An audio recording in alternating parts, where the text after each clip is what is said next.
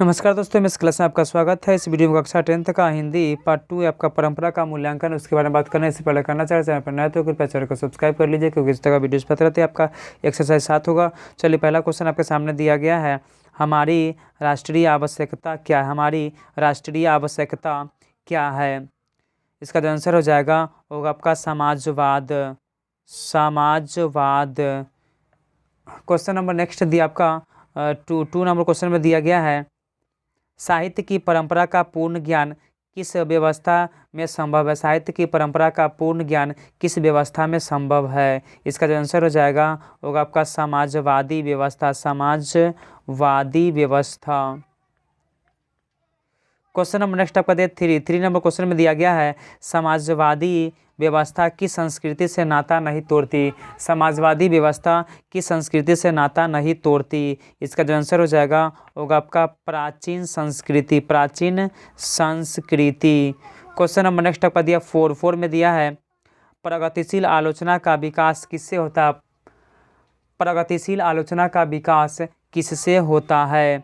इसका जो आंसर हो जाएगा होगा आपका साहित्य परंपरा के ज्ञान से। क्वेश्चन नंबर नेक्स्ट आपका दिया है फाइव में दिया है। साहित्य का सापेक्ष रूप क्या होता है? साहित्य का सापेक्ष रूप क्या होता है? इसका जो आंसर हो जाएगा होगा आपका स्वाधीन। क्वेश्चन नंबर नेक्स्ट दिया आपका सिक्स में दिया है। एथेंस किस महादेश में है? एथेंस किस महादेश में है? इसका जो आंसर हो जाएगा होगा आपका यूरोप में। क्वेश्चन नंबर नेक्स्ट दिया आपका सेवन में दिया है। वायरन किस भाषा के कवि है? वायरन किस भाषा के कवि हैं? इसका जो आंसर हो जाएगा होगा आपका अंग्रेजी। क्वेश्चन नंबर नेक्स्ट आपका दिया है 8 में दिया आपका निराला की साहित्यिक साधना किसकी कृति है? निराला की साहित्य साधना किनकी कृति है? इसका आंसर हो जाएगा होगा रामविलास शर्मा। रामविलास शर्मा की। रामविलास शर्मा की। क्वेश्चन नंबर नेक्स्ट दिया आपका 9 नंबर क्वेश्चन में दिया है। निराला की साहित्य साधना कितने खंडों में रचित है? निराला की साहित्य साधना कितने खंडों में रचित है? इसका आंसर हो जाएगा होगा आपका 3 खंडों में। क्वेश्चन नंबर नेक्स्ट दिया आपका 10। प्रेमचंद और उनका युग किनकी रचना है? प्रेमचंद और उनका युग किनकी रचना है? इसका आंसर हो जाएगा होगा आपका नृत्य कला। क्वेश्चन नंबर नेक्स्ट दिया आपका 11। हरिश्चंद्र किनकी रचना? हरिश्चंद्र किनकी रचना है? इसका जो आंसर हरिश्चंद्र किनकी रचना है? इसका आंसर हो जाएगा होगा आपका रामविलास शर्मा की। रामविलास शर्मा की। क्वेश्चन नंबर नेक्स्ट दिया आपका 12 में दिया है। हरिश्चंद्र शर्मा की मृत्यु कब और कहाँ हुई थी? हरिश्चंद्र शर्मा की मृत्यु कब और कहाँ हुई थी? इसका जो आंसर हो जाएगा होगा आपका 2000 ईस्वी में दिल्ली में। क्वेश्चन नंबर नेक्स्ट दिया आपका 13। आदिम का शाब्दिक अर्थ क्या है?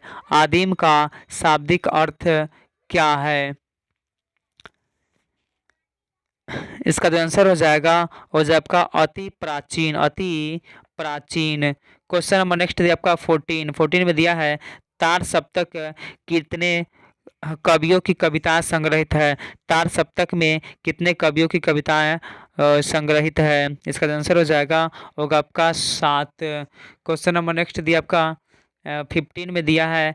अज्ञेय तार सप्तक कब संपादित किया? अज्ञेय तार सप्तक कब संपादित किया? इसका जो आंसर हो जाएगा होगा आपका 1943 में।